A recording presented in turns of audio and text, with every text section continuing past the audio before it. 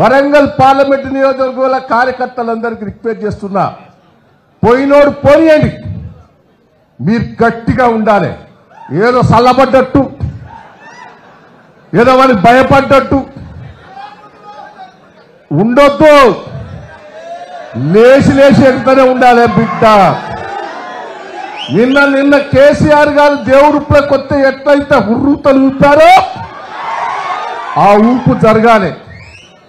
నేను ఒకటే మిమ్మల్ని అందరినీ రిక్వెస్ట్ చేస్తున్నా, ఇవాళ నాకు ఇష్టం లేదు. నేను హరిశన్నకు చెప్పిన, నాయన కేసీఆర్ గారిని బిడ్డను పెడితే మనం థర్డ్ పొజిషన్ ఉంటాం. అదే కడియం శ్రీహరి గారి బిడ్డను పెడితే థర్డ్ పొజిషన్ ఉంటాం. ఆగాగు నేను ఒకటే ఆగాగు ఆ థర్డ్ పొజిషన్ ఉంటాం. మీరు పెట్టొద్దని రిక్వెస్ట్ చేసిన ప్రెస్ మీడియా వాళ్ళకి రిక్వెస్ట్ చేస్తున్నా. ఒకటే కడియం శ్రీహరి గారి బిడ్డను పెడితే థర్డ్ పొజిషన్ ఉంటామని హరీష్ రావు గారికి చెప్పాను నేను.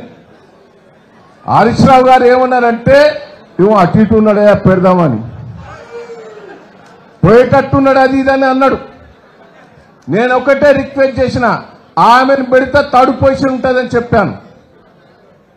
ఏదో పెట్టారు, పెట్టిన తర్వాత నిరుత్సాహపడ్డారు.